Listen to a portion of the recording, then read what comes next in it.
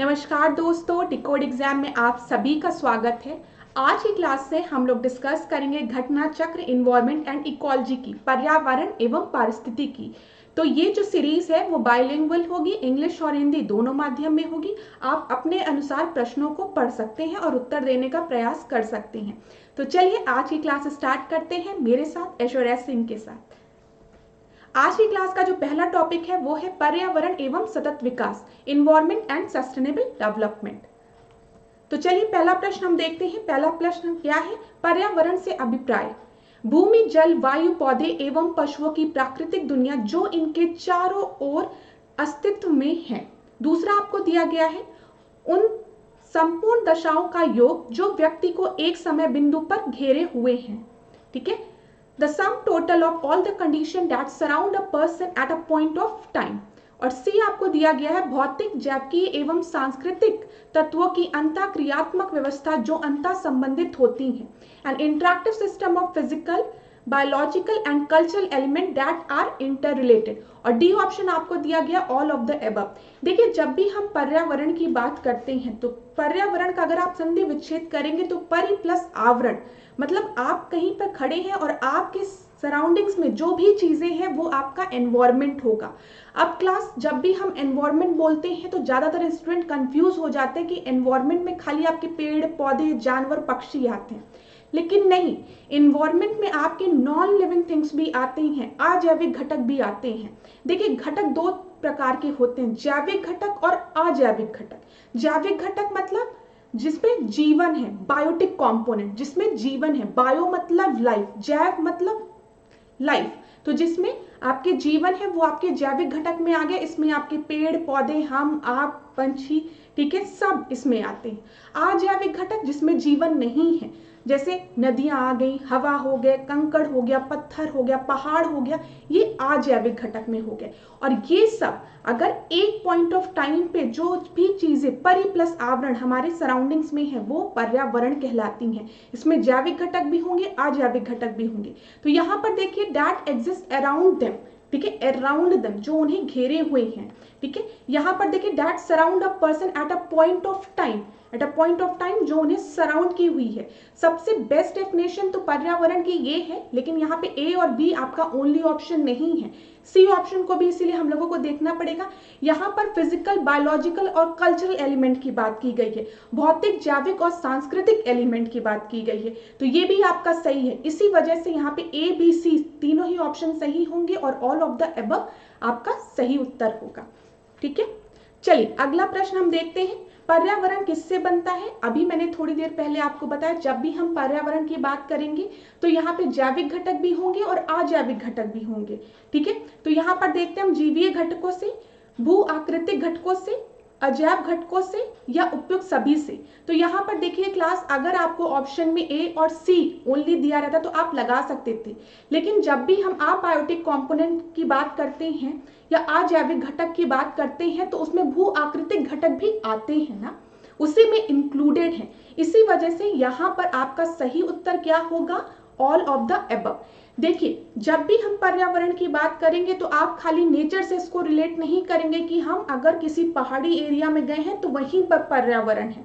आप metro station पे खड़े हैं, वहां पे फूड कोर्ट है, एटीएम है या कोई भी मशीन है, वो भी आपके पर्यावरण का पार्ट है। समझ में आ रहा है? जो आपको उस समय घेरे हुई है तो वो आपका परि प्लस आवरण। इसी तरीके से एक और टर्म होता है इकोसिस्टम। क्या होता है? इकोसिस्टम, पारिस्थितिकी तंत्र जिसको बोलते हैं। तो पर्यावरण और पारिस्थितिकी तंत्र में डिफरेंस क्या होता है इसको भी समझ लीजिए। एक माइन्यूट सा डिफरेंस होता है, वैसे ये डिफरेंस बहुत बड़ा होता है, इसको माइन्यूट नहीं बोलना चाहिए। मैंने आपको बताया पर्यावरण मतलब जो भी चीजें आपको घेरी हुई हैं, इसमें आपके जैविक घटक भी आएंगे, अजैविक घटक भी आएंगे। इसी तरीके से जब हम इकोसिस्टम की बात करते हैं, पारिस्थितिकी तंत्र की बात कर रहे हैं, तंत्र की बात कर रहे हैं, तो इसमें भी आपके जैविक और अजैविक घटक दोनों होते हैं, लेकिन इन दोनों के बीच में एक इंट्रैक्शन होता है, तब जाके वो सिस्टम बनता है। समझ में आया क्या मैंने बोला? इसमें जैविक और अजैविक घटक के बीच में एक इंट्रैक्शन होगा, और जब जैविक अजैविक के बीच में एक इंट्रैक्शन होगा तो एक सिस्टम फॉर्म होगा जिसको कि हम कहते हैं इकोसिस्टम, पारिस्थितिकी तंत्र। अब पारिस्थितिकी तंत्र आपका छोटा भी हो सकता है, बड़ा भी हो सकता है। जैसे अगर आपने एक मुट्ठी चीनी ली और आपने कहा कि मैम इस मुट्ठी चीनी में एक छोटी सी चींटी जो है वो चीनी को खा रही है, ठीक है, एक मुट्ठी चीनी उसमें चींटी खा रही है, तो क्या ये एक पारिस्थितिकी तंत्र है? तो मैं कहूंगी हाँ है। कैसे है? क्योंकि यहाँ पे जो चीनी है वो एक अजैविक घटक है, ठीक है, और जैविक घटक में आपकी चींटी है। चींटी क्या कर रही है? चीनी को खा रही है या ले जा रही है, तो दोनों के बीच में एक इंट्रैक्शन हो रहा है, तो ये आपका एक इकोसिस्टम फॉर्म कर रहा है। इसी तरीके से अगर कोई कहे पृथ्वी क्या एक इकोसिस्टम का एग्जाम्पल है, तो आप याद रखेंगे हाँ, पृथ्वी भी एक इकोसिस्टम है। कैसे? क्योंकि पृथ्वी पे आपके जैविक और अजैविक घटक लगातार एक दूसरे के साथ इंट्रैक्शन कर रहे हैं, ठीक है। इसी तरीके से अगर आप पूछेंगे समुद्र क्या एक इकोसिस्टम है, पारिस्थितिकी तंत्र है, तो है। समुद्र में भी आपको पता है फ्लोरा और फना दोनों पाए जाते हैं, साथ ही साथ आपका पानी है, वहां पर छोटे छोटे पत्थर है, कोरल रीफ्स है, सब एक दूसरे के साथ इंटरेक्शन कर रहे हैं, तो वो भी एक पारिस्थितिकी तंत्र है। तो ये हमेशा याद रखिएगा, जो पारिस्थितिकी तंत्र है, जो इकोसिस्टम है, वो छोटे से छोटा हो सकता है, बड़े से बड़ा हो सकता है। बस यहाँ पे जो इनके जो दो घटक हैं उनके बीच में इंटरेक्शन होना चाहिए, और जैविक और अजैविक घटकों के बीच में, ठीक है। तो पर्यावरण और इकोसिस्टम में कभी कंफ्यूज मत होइएगा। यहाँ पे जो ये टर्म होता है इंटरेक्शन, ये बहुत जरूरी होता है, ठीक है। तो यहाँ पर डी आपका सही उत्तर हो गया। थर्ड प्रश्न को अब हम देखते हैं।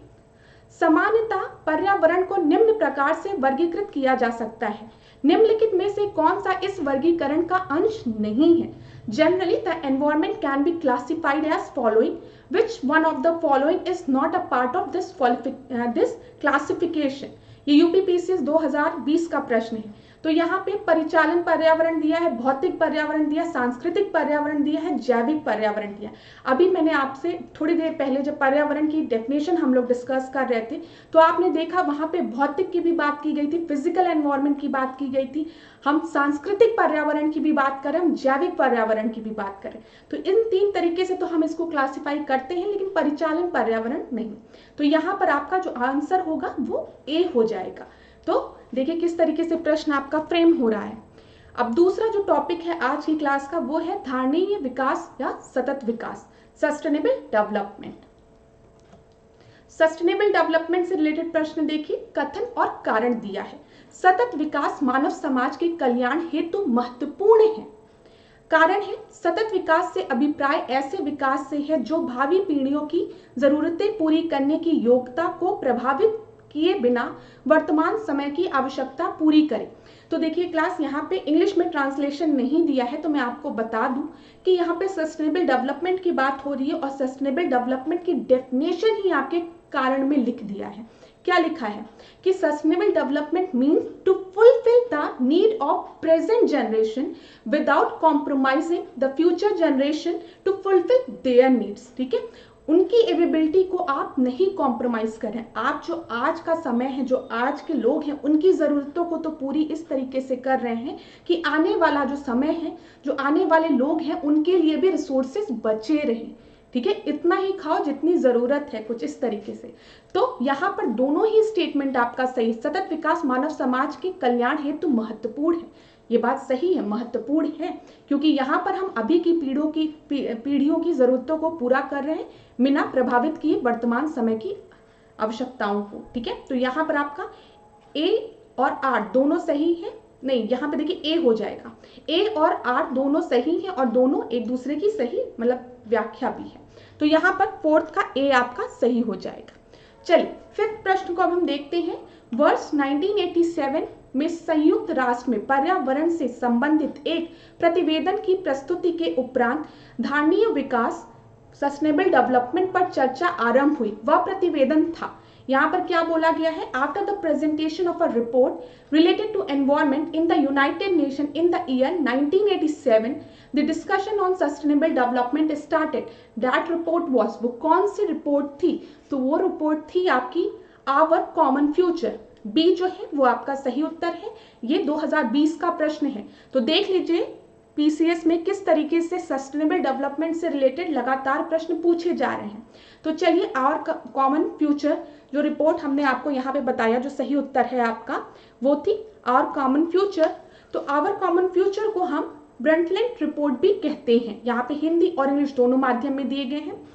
इस ब्रंटलैंड रिपोर्ट में सस्टेनेबल डेवलपमेंट को डिफाइन किया गया था। पहली बार जो सस्टेनेबल डेवलपमेंट की डेफिनेशन प्रोवाइड की गई थी वो ब्रंटलैंड रिपोर्ट में प्रोवाइड की गई थी। अब देखिए, हो सकता है आने वाले वर्षों में आपसे पूछ ले किस रिपोर्ट में सस्टेनेबल डेवलपमेंट की डेफिनेशन प्रोवाइड की गई थी, तो आप याद रखेंगे ब्रंटलैंड रिपोर्ट में। और ये किस ईयर में रिलीज हुई थी? 1987। ईयर भी बहुत ज्यादा महत्वपूर्ण है क्लास, ठीक है, ये याद रखिएगा। और किसने इसको रिलीज की थी? World commission on environment and development, पर्यावरण और विकास पर विश्व आयोग द्वारा इसे जारी किया गया था, ठीक है। इसको जरूर याद रखिएगा, पेपर के लिए बहुत ही इंपॉर्टेंट पॉइंट है। हो सकता है आने वाली परीक्षा में आपसे पूछ लिया जाए। यहाँ पर अगला प्रश्न हम देखते हैं। देखिए, ये भी यूपीपीसीएस 2020 का है। यहाँ पर आपको कुछ घटनाएं दी गई हैं, उनको आपको क्रोनोलॉजिकल ऑर्डर में अरेंज करना है। तो रियो समिट, ब्रंटलैंड रिपोर्ट, देखिए फिर आ गया यहाँ पर। Enforcement of Montreal protocol, limit to growth report. तो चलिए देखते हैं। लिमिट टू ग्रोथ रिपोर्ट 1972 में आई है, ठीक है। फिर रियो अर्थ समिट की बात करें तो ये 1992 में। ब्रंटलैंड रिपोर्ट अभी हमने डिस्कस किया 1987 में। अब यहाँ पर देखिए लिखा इन्फोर्समेंट ऑफ मॉन्ट्रियल प्रोटोकॉल। क्यों इन्फोर्समेंट लिखा अभी आपको समझ में आएगा। 1987 में मॉन्ट्रियल प्रोटोकॉल आया और 1988 में इसको इन्फोर्स किया गया। अब इसको जब आप अरेंज करेंगे तो सबसे पहले था limit to growth report, fourth आएगा, फोर्थ हर जगह दिया है, वेरी गुड। इसके बाद आपका क्या आ जाएगा? ब्रंटलैंड रिपोर्ट, जो कि 2 है, 2 यहाँ दिया है। फिर उसके बाद 3 मॉन्ट्रियल प्रोटोकॉल, फिर 1 आपका आ जाएगा। तो यहाँ पर जो सही उत्तर होगा वो बी होगा, ठीक है। अच्छा, रियो अर्थ समिट कहाँ पर हुआ था? ब्राजील में हुआ था ना, ये चीज याद रखिएगा। कहाँ पर हुआ था? रियो दी जेनेरियो में हुआ था, ब्राजील में हुआ था। और एजेंडा 21 कब पेश किया गया था? इसी रियो समिट में, रियो अर्थ समिट में पेश किया गया था, 1922, याद रखिएगा। मॉन्ट्रियल प्रोटोकॉल की जब हम बात करते हैं तो मॉन्ट्रियल प्रोटोकॉल किस चीज से रिलेटेड है? ओजोन डिप्लीशन से रिलेटेड है। ऐसे वेना कन्वेंशन पूछता है, तो जो वेना कन्वेंशन मॉन्ट्रियल प्रोटोकॉल के पहले हुआ था वो भी ओजोन लेयर डिप्लीशन से रिलेटेड है। याद रखिएगा ये सब चीजें, ठीक है। यहां पर एक चीज और मैं आपको बता दूं, ब्रंटलैंड रिपोर्ट हमने डिस्कस ही कर लिया, इसमें सस्टेनेबल डेवलपमेंट की बात की गई थी और the limit to earth, limit to growth. तो यहां पर देखिए, सबसे पहले यहां पे आंसर आपने सही मार्क कर लिया होगा क्लास, बी आपका सही उत्तर है, ठीक है। अब यहां पर देखिए, जब हम लिमिट टू ग्रोथ की बात करते हैं तो 1972 में इसको पेश किया गया। इस रिपोर्ट में क्या कहा गया था कि ये जो इतनी तेजी से इकोनॉमी बढ़ रही है, पॉपुलेशन बढ़ रहा है, उसका क्या इम्पैक्ट पड़ रहा है रिसोर्सेज पे। क्योंकि अब ये चीज समझ में आ गई थी कि जो रिसोर्सेज हैं वो कम है, मतलब लिमिटेड है, कम नहीं बोलना चाहिए, लिमिटेड है। महात्मा गांधी ने क्या स्टेटमेंट दिया है? Earth can fulfil the need of the people but not the greed, ठीक है। अर्थ के पास इतना है कि वो हमारी जरूरतें पूरी कर दे, लेकिन हमारी लालच अर्थ नहीं पूरा कर सकता, पृथ्वी नहीं पूरा कर सकती। तो ये बात अब लोगों को समझ में आ गई थी कि जो रिसोर्सेज है वो लिमिटेड है। तो यही लिमिट टू ग्रोथ क्या है? Economic and population growth with a limited supply of resources. ये चीज आप याद रखिएगा। संसाधनों की सीमित आपूर्ति के साथ घातीय आर्थिक और जनसंख्या वृद्धि पर ये रिपोर्ट जारी की गई थी। अच्छा, इस रिपोर्ट के ऑथर कौन थे? डेनिस मेडो का नाम याद रखेंगे आप, ठीक है। डोनेला मिडोज का नाम याद रखेंगे आप, जॉर्गन रैंडर का नाम याद रखेंगे, बस। इसके साथ 17 और रिसर्चर थे, तो आपको सबका नाम नहीं याद रखना, मेन का याद रखिएगा। आप अगर मिडोज भी याद रखेंगे तो हम, मुझे लगता है आप पेपर में आसानी से टिक लगा सकते हैं अगर पूछे। ईयर जरूर याद रखिएगा, लिमिट टू ग्रोथ, ठीक है, 1972। चलिए, मॉन्ट्रियल प्रोटोकॉल मैंने आपको बताया 1987 में से साइन किया गया था, फोर्स ये 1989 में। वहां पे मैंने 1988 बोल दिया है, उसको प्लीज आप सही कर लीजिएगा। 1989 में इसको इन्फोर्स किया गया था, ठीक है। किस चीज से रिलेटेड है? ओजोन डिप्लीशन सब्सटेंस से रिलेटेड है, ओजोन लेयर को प्रोटेक्ट करने के लिए। अब यहाँ पे प्रश्न बनता है, जब भी ओजोन आए, ओजोन जो लेयर है वो कहां पर है, किस मंडल में है? तो स्ट्रेटोस्फीयर में है, समताप मंडल में है, ठीक है। इसको किस यूनिट से मापते हैं? डॉप्सन से। याद रखिएगा, ये सब पूछा गया प्रश्न है। किस यूनिट से ओजोन लेयर को मेजर करते हैं? यूनिट क्या है? डॉप्सन है, ठीक है। कब ओजोन डे मनाया जाता है? 16 सितंबर को मनाया जाता है। किस लेयर में ये प्रेजेंट है? स्ट्रेटोस्फीयर में, समताप मंडल में। इतना प्रश्न आपका ओजोन से बनता है। चलिए आगे देखते हैं। रियो अर्थ समिट, मैंने आपको बताया ये रियो दी जेनेरियो में हुआ, ब्राजील में हुआ, 1992 में हुआ। यहां पर आप जो सबसे इंपॉर्टेंट पॉइंट आपको याद रखना है वो क्या है? एजेंडा 21 इसी में पेश किया गया था, क्योंकि पेपर में प्रश्न पूछा था, इसलिए मैंने आपको बता दिया। वैसे आप बिल्कुल भी चिंता मत करिए, जब ये वाला टॉपिक आएगा तो ये प्रश्न भी हम कवर करेंगे, क्योंकि हम घटना चक्र कवर कर रहे हैं, तो घटना चक्र में सारे एग्जाम्स के प्रश्न हम कवर करेंगे, ठीक है। उसकी चिंता आप मत करिए, लेकिन मुझे याद आ जाता है तो मैं आपको बता देती हूँ। ओजोन से रिलेटेड जो चीजें मैंने बताई वो भी हम कवर करेंगे जब ओजोन वाला टॉपिक आएगा, ठीक है। तो अगर नहीं आता है तो बिल्कुल भी परेशान नहीं होंगे, मैं आप लोगों को बीच में इसलिए बता दे रही हूँ ताकि रिवाइज भी होता चले, होता रहे, ठीक है। चलिए 7वें प्रश्न को हम देखते हैं। धारणीय विकास किसके उपयोग के संदर्भ में अंतर पीढ़ीगत संवेदनशीलता का विषय है, ठीक है। Sustainable development is a matter of inter generational sensitivity in context of the use of. अब क्लास मैंने अभी डिस्कस किया, जब भी हम सस्टेनेबल डेवलपमेंट की बात करें, हम रिसोर्सेज की बात करें, हम मेनली नेचुरल रिसोर्सेज की बात करें, क्योंकि अब तक चीजें समझ में आ गई थी कि जो रिसोर्सेज हैं वो लिमिटेड हैं, तो इन रिसोर्सेज को किस तरीके से अपने फ्यूचर जनरेशन के लिए भी हमें सेव करना है, अपनी जरूरतों को पूरा करते हुए, ये था सस्टेनेबल डेवलपमेंट। तो यहाँ पर आपका सही उत्तर क्या हो जाएगा? प्राकृतिक संसाधन, ठीक है। ए 8th हम देखते हैं, सतत विकास के लिए आवश्यक है, it is necessary for sustainable development. तो सतत विकास के लिए क्या जरूरी है? जैविक विविधता का संरक्षण, ठीक है, बायोडाइवर्सिटी को कंजर्व करना, प्रदूषण का निरोध एवं नियंत्रण, prevention and control of pollution, निर्धनता को घटाना, टू रिड्यूस द पॉवर्टी, या फिर ऑल ऑफ द अबव। यहाँ पे याद रखिए, जब हम लोग सस्टेनेबल डेवलपमेंट गोल्स की बात करते हैं, एसडीजी गोल्स की, तो वहां पर देखिए हमने गरीबी को खत्म करने की बात कही है, हमने भूखमरी को खत्म करने की बात कही है, हमने एजुकेशन को बढ़ाने की बात की है, रिन्यूएबल सोर्सेस की बात की है। तो यहाँ पर हमने बायोडाइवर्सिटी को हम कंजर्व करेंगे, जैव विविधता को कंजर्व करना भी इसका हिस्सा है, पॉल्यूशन को कम करना, पॉल्यूशन को कंट्रोल करना, ठीक है, पॉवर्टी को रिड्यूस करना, सब। तो डी आपका सही उत्तर होगा। अभी आप आज क्या करेंगे? एसडीजी गोल्स जो है ना, उन एसडीजी गोल्स को पढ़िए क्लास, क्योंकि उससे भी रिलेटेड प्रश्न पेपर में अब तो बहुत बार पूछे गए हैं, एक बार नहीं। 2019 से स्टार्ट हुआ है, 2021 में भी पूछा है, मेंस में भी पूछा है, पीसीएस में, और फिर आपका आने वाले वर्षों में भी पूछा जाएगा, सुमेलित करने को दे देगा। जितने भी गोल्स हैं उन गोल्स को आप रट डालिए, वैसे हम डिस्कस करेंगे उसको भी।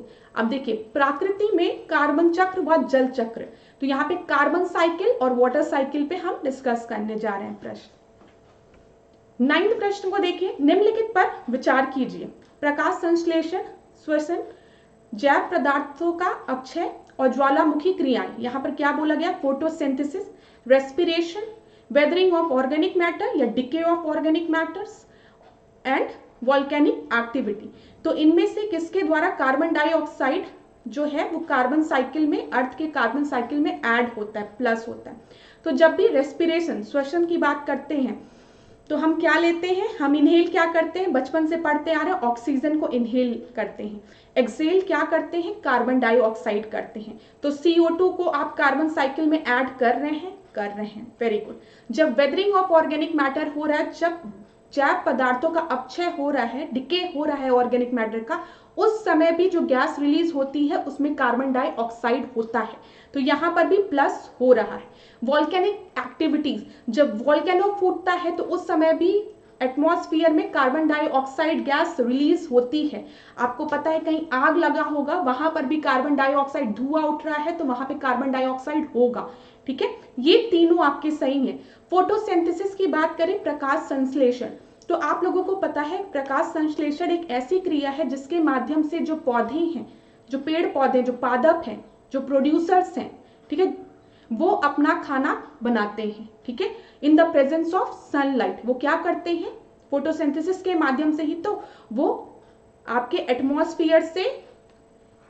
एटमॉस्फेयर से कार्बन डाइऑक्साइड को एब्जॉर्ब करते हैं, लेते हैं और रिलीज क्या करते हैं, ऑक्सीजन रिलीज करते हैं। तो फोटोसिंथेसिस में क्या होता है, कार्बन डाइऑक्साइड एब्जॉर्ब होता है, ऑक्सीजन रिलीज होता है, इसी वजह से एक नहीं होगा। तो यहाँ पर आपका 2, 3, 4 सी आपका सही उत्तर है। ये आईएएस का क्वेश्चन है, 2014 और 2011 में पूछा गया है। चलिए 10वां प्रश्न हम देखते हैं, अधोलिखित में से कौन सा पृथ्वी के कार्बन चक्र में कार्बन डाइऑक्साइड की मात्रा को नहीं बढ़ाता है। फिर यहाँ पूछा गया है कि कौन सा नहीं बढ़ाता है, respiration, photosynthesis, decay of organic matter, volcanic action. तो अब आप सभी को इसका सही उत्तर पता है, क्या है, प्रकाश संश्लेषण। ठीक है, तो यहाँ पर बी आपका सही उत्तर होगा। नहीं बढ़ाता, डू नॉट इंक्रीज, क्योंकि जो पेड़ है हमारे वो कार्बन डाइऑक्साइड को एब्जॉर्ब करते हैं, ऑक्सीजन को रिलीज करते हैं।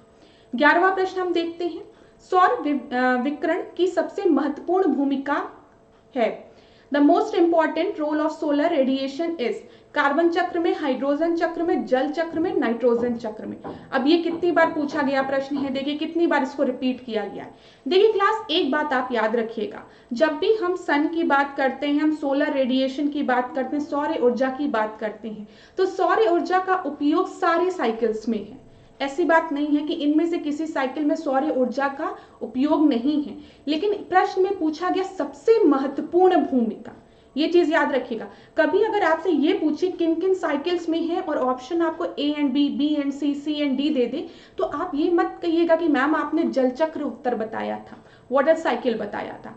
सौर ऊर्जा का उपयोग हर साइकिल में होता है, ठीक है, लेकिन यहाँ पर मोस्ट इंपॉर्टेंट रोल पूछा है और all of the above type का ऑप्शन नहीं दिया है। इस वजह से हम सही उत्तर क्या लगाएंगे, हम सही उत्तर जल चक्र लगाएंगे, वाटर साइकिल लगाएंगे। क्यों वाटर साइकिल में, बताइए। आप सभी ये भी चीज बचपन से पढ़ रहे होंगे जल चक्र के बारे में।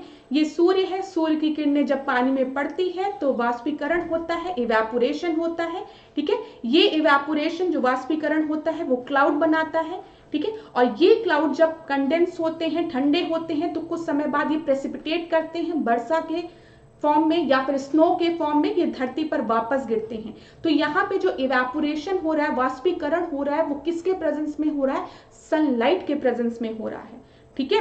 अब तुम लोग ऐसे बुझे हुए, अगर आज जाना स्टोव पे या चूल्हे पे, गैस पे, बिना गैस को ऑन किए एक कटोरे में पानी रख देना और कहना वाष्पीकरण हो रहा है, नहीं होगा ना। जब तक उसको गर्मी नहीं मिलेगी तब तक वाष्प वेपर्स कैसे बनेंगे। तो यहाँ पे गर्मी कौन प्रोवाइड कर रहा है, सन प्रोवाइड कर रहा है।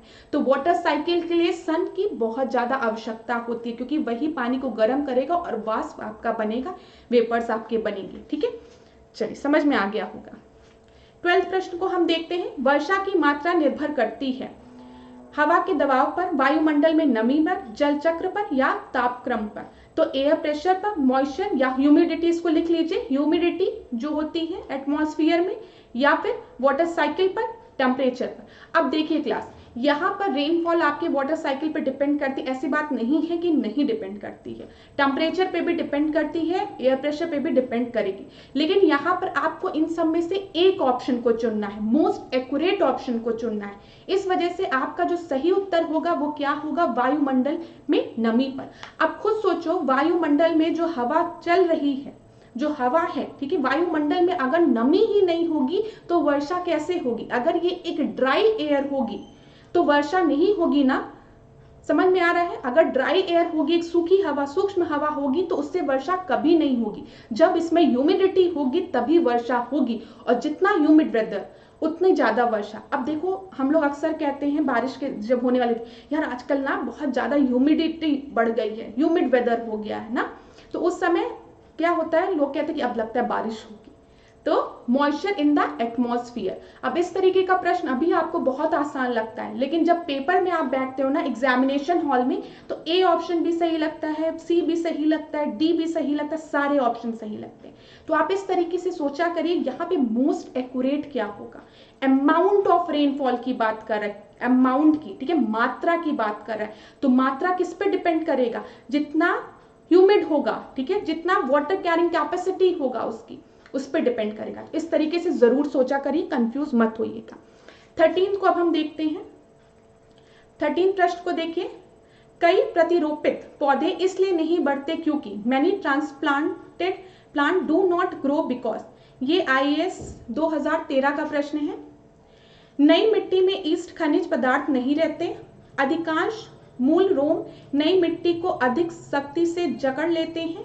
प्रतिरोपण के दौरान अधिकांश मूल रोम नष्ट हो जाते हैं या प्रतिरोपण के दौरान पत्तियां क्षतिग्रस्त हो जाती हैं।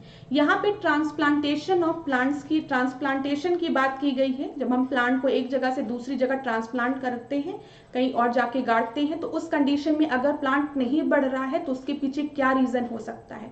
ये हो सकता है कि जो नई मिट्टी है उसमें मिनरल्स ना हो उतने, ठीक है। यहाँ पे लिखा है जो रूट हेयर्स हैं वो बहुत टाइटली जकड़ ली हो सॉइल ने, या फिर रूट हेयर्स जो है वो डिस्ट्रॉय हो गए हो, या फिर leave gate damage during the transplantation. UPSC का प्रश्न है तो इसी तरीके से सारे ऑप्शंस बहुत क्लोज देता है कि स्टूडेंट्स कंफ्यूज हो जाएं कि अब इसमें से होगा क्या। हाँ, अब लोग दिमाग लगाएंगे, जब ट्रांसप्लांटेशन हो रहा तो हो सकता है नए सॉइल में मिनरल्स ना हो। तो इस तरीके से ज्यादा मत सोचना, बस ऐसे सोचना, एकदम घर की जो बेसिक नॉलेज होती वो लगाना। अक्सर जब भी पेड़ खोद के निकाला जाता है तो बड़े लोग क्या कहते हैं, अरे आराम से खोदना, नहीं तो जड़ें कट जाएंगी, जड़ें जो है डैमेज्ड हो जाएंगी, देखना उसकी रूट्स ना खराब हो। जिसने भी अपने मम्मी पापा दादा दादी या जो बगीचे में जो बागवानी करा उसको ये कहते हुए सुना है, वो यूपीएससी का ये प्रश्न आराम से लगा लेता। आराम से, जड़ें ना टूटे, जड़ें डैमेज ना हो, जो छोटी छोटी जड़ें हैं वो अगर गड़बड़ हो गई तो पेड़ सूख जाएगा। तो यहाँ पर आपका सही उत्तर क्या होगा, सी होगा। 13 का सी आपका सही उत्तर होगा। ज्यादा दिमाग मत लगाना सॉइल में मिनरल्स और ये सब, ठीक है, हो सकता है, लेकिन यहाँ पे इसका उत्तर ये है, क्योंकि ये जो रूट हेयर्स होती है ना, इनका यूज क्या होता है, ये वाटर एब्जॉर्ब करती हैं, सॉइल से मिनरल्स को एब्जॉर्ब करती है। तो यही तो पेड़ को बढ़ने में मदद करेगा। जब यही रूट हेयर्स डैमेज हो जाएंगी तो जो प्लांट है वो आपका ग्रो कैसे करेगा, जब उनको प्रॉपर मिनरल और वाटर नहीं मिलेगा। तो 13 का सी आपका सही उत्तर है। चलिए, वायुमंडल से रिलेटेड प्रश्न को हम देखते हैं, एटमॉस्फेयर से रिलेटेड प्रश्न को। 14 प्रश्न को देखिए, पृथ्वी के चारों ओर गैसों के समूह को क्या कहते हैं। ये तो सबसे आसान प्रश्न है। What is the group of gases around the earth called. ये बिहार पीसीएस का प्रश्न है, ठीक है। देखते हैं, भूमंडल, जलकण, वायुमंडल या जलमंडल। तो यहाँ पे बोला गया लिथोस्फीयर, यहाँ पे कर लो हाइड्रोस्फीयर, ज्यादा अच्छा रहेगा। हाइड्रोस्फीयर या फिर एटमॉस्फेयर या फिर हाइड्रोस्फीयर। अच्छा, यहाँ पे ठीक है, जलकण, वाटर पार्टिकल ही इसको रहने दो, सही ट्रांसलेट किया है। तो यहाँ पर हम ग्रुप ऑफ गैसेस की बात कर रहे हैं, तो ऑफकोर्स सी बात है, हम किसकी बात कर रहे हैं, हम एटमॉस्फेयर की बात कर रहे हैं।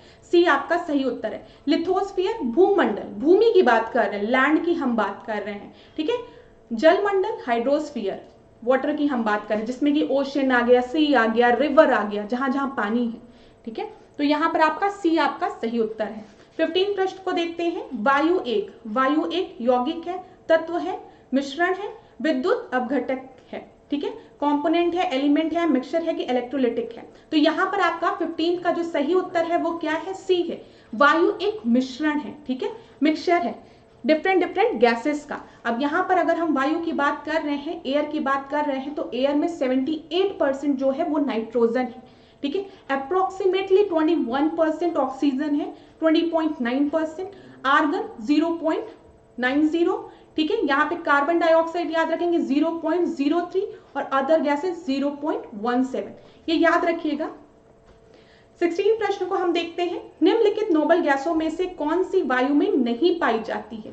कौन सी नोबल गैस जो है वो आपके वायु में नहीं पाई जाती, हीलियम, आर्गन, रेडॉन या फिर नियॉन। तो यहाँ पर जो आपका सही उत्तर होगा वो सी होगा, रेडॉन।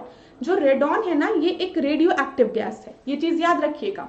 अगर हम पीरियोडिक टेबल देखें तो पीरियोडिक टेबल में जो ग्रुप 18 है उसमें नोबल गैसेस दी गई है, जिसमें नोबल गैसेस में आपका आर्गन है, हीलियम है, नियॉन है, क्रिप्टन है, जेनॉन है और रेडॉन है।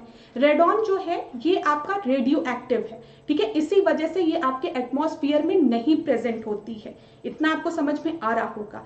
अब यहाँ पर देखिए, हमने गैस की बात की थी और हमने बात किया था एयर जो है वो मिक्सचर है डिफरेंट गैसेस का, जिसमें नाइट्रोजन 78, ऑक्सीजन अप्रोक्सीमेटली 21, आर्गन अगर हम देखें तो 0.93। आपको याद रखने की जरूरत नहीं है, बस आप ये याद रखिएगा जो रेडॉन है ये आपका नोबल गैस है, लेकिन ये एटमॉस्फेयर में नहीं प्रेजेंट होता है क्योंकि ये एक रेडियो एक्टिव नेचर में का है, ठीक है।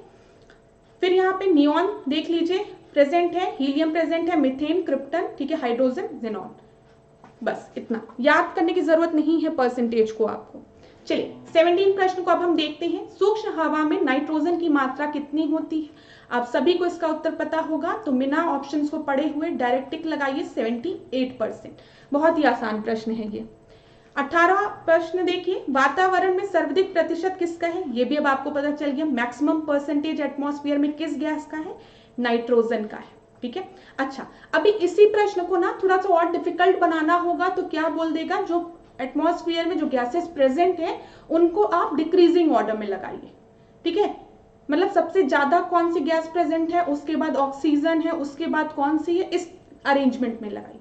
तो इस तरीके से अपने प्रश्न को तैयार कर लीजिएगा आने वाले वर्षों के लिए। हो सकता है प्रश्न ऐसे बन जाए, इस तरीके का तो नहीं बनेगा कि नाइट्रोजन का कितना परसेंटेज है, ऑक्सीजन का कितना परसेंटेज। हाँ, डिक्रीजिंग या फिर इंक्रीजिंग ऑर्डर में आपसे पूछा जा सकता है। तो ये एक बहुत बेसिक क्वेश्चन होगा, बहुत आसान प्रश्न होगा, लेकिन मैं आपको बता रही हूँ ज्यादातर स्टूडेंट्स कंफ्यूज हो जाएंगे। मैं बता रही हूँ इस चीज को आपको। अब देखिए आप यहाँ पर नाइट्रोजन और ऑक्सीजन का परसेंटेज सबको याद रहेगा 78-21। उसके बाद वाले में लोग कंफ्यूज होंगे। यहीं पे आपको आर्गन दे देगा और आपको कार्बन डाइऑक्साइड दे देगा, तो ज्यादातर बच्चों को पता ही नहीं होगा कि आर्गन की मात्रा ज्यादा है कि कार्बन डाइऑक्साइड की मात्रा ज्यादा है। तो आप ये परसेंटेज थोड़ा सा एक बार रिव्यू कर लीजिएगा क्लास, और देख लीजिएगा किस ऑर्डर में है, ठीक है। परसेंटेज मत याद रखिएगा, ऑर्डर याद रख लीजिएगा, क्योंकि पेपर में अगर प्रश्न बने तो आपका गलत ना हो।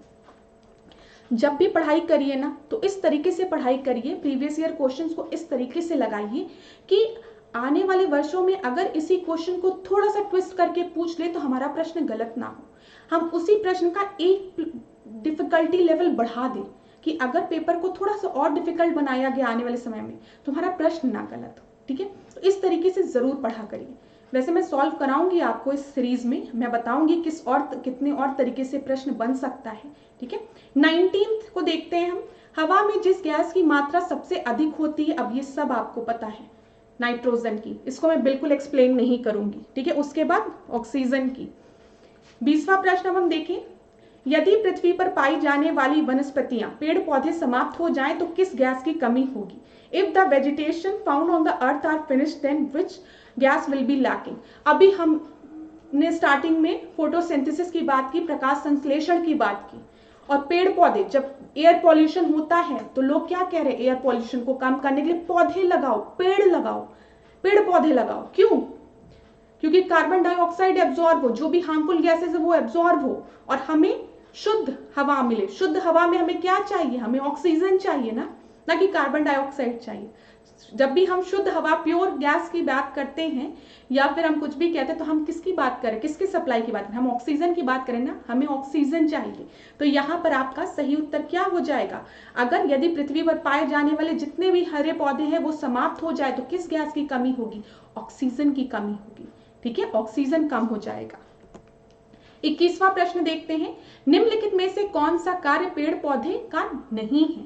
ठीक है, पेड़ पौधे का कौन सा कार्य नहीं है? 1993 का प्रश्न है। तो ऐसे प्रश्न नहीं पूछेंगे आप पेपर में आके, आप बिल्कुल मत चिंता करिए, बहुत ही आसान प्रश्न है। आप में से आधे से ज्यादा लोगों ने उत्तर भी दे दिया होगा, लेकिन तब भी मेरा कर्तव्य है आप लोगों को सही उत्तर बताना। तो यहाँ पे एब्जॉर्प्शन ऑफ कार्बन डाइऑक्साइड, ठीक है, कार्बन डाइऑक्साइड का अवशोषण होता है तो प्लांट्स करते हैं, ठीक है। यहाँ पे क्या लिखा है? एब्जॉर्प्शन ऑफ नॉइस, नॉइस को भी रिड्यूस करते हैं। एक टर्म आपने सुना होगा ग्रीन मफलर। ग्रीन मफलर क्या है? ग्रीन मफलर अगर आप लोग ने थोड़ा सा भी पढ़ा है तो आज देखिएगा, ग्रीन मफलर जो मफलर लगाते हैं ना उसी की बात हो रही है। तो ग्रीन मफलर में क्या किया जाता है? ढेर सारे ना रोड के साइड पेड़ लगा दिए जाते हैं, बहुत ढेर सारे पेड़, ठीक है। और ये पेड़ क्या करते हैं? नॉइस को एब्जॉर्ब करते हैं। पढ़िएगा ग्रीन मफलर वाला कॉन्सेप्ट, हो सकता है आने वाले समय में पूछ ले कि ग्रीन मफलर किस चीज से रिलेटेड है, एयर पॉल्यूशन से, वाटर पॉल्यूशन से, या फिर लैंड पॉल्यूशन से। तो आप याद रखिएगा नॉइस पॉल्यूशन से रिलेटेड है ये, ठीक है। तो यहाँ पर air pollution, release of oxygen, तो इनका काम क्या नहीं है? एयर पॉल्यूशन को बढ़ाना नहीं, रिड्यूस करना। क्या बताओ, पेड़ पौधे एयर पॉल्यूशन बढ़ाएंगे, नॉइस को एब्जॉर्ब करना हो गया, रिलीज ऑफ ऑक्सीजन हो गया, लेकिन एयर पॉल्यूशन, तो पर्यावरण को मतलब वातावरण को शुद्ध बनाने के लिए हम पेड़ लगा रहे हैं ना, तो एयर पॉल्यूशन थोड़ी ना। तो यहाँ पर आपका क्या हो गया? कौन सा नहीं है? वायु का प्रदूषण, ठीक है। ग्रीन मफलर वाला जरूर देखिएगा, पेपर में प्रश्न पूछा जा सकता है। तो धन्यवाद क्लास। आज के सेशन में हमने इन प्रश्नों को डिस्कस किया। नेक्स्ट क्लास में हम फिर घटना चक्र के प्रश्नों को लेके आएंगे। ठीक है, अगर आपको आज की क्लास अच्छी लगी हो तो क्लास को लाइक करिएगा, ठीक है, शेयर करिएगा, कमेंट करिएगा। और अगर कहीं पे भी आपको दिक्कत हो रही है हिंदी या इंग्लिश में तो आप मुझे बताइएगा, ठीक है, कि कहाँ पर दिक्कत। नेक्स्ट क्लास में हम और प्रश्नों के साथ मिलेंगे। इसी तरीके से मेरे साथ ऐश्वर्या सिंह के साथ डिकोड एग्जाम के साथ बने रहिए। खूब पढ़िए, खूब आगे बढ़िए। धन्यवाद।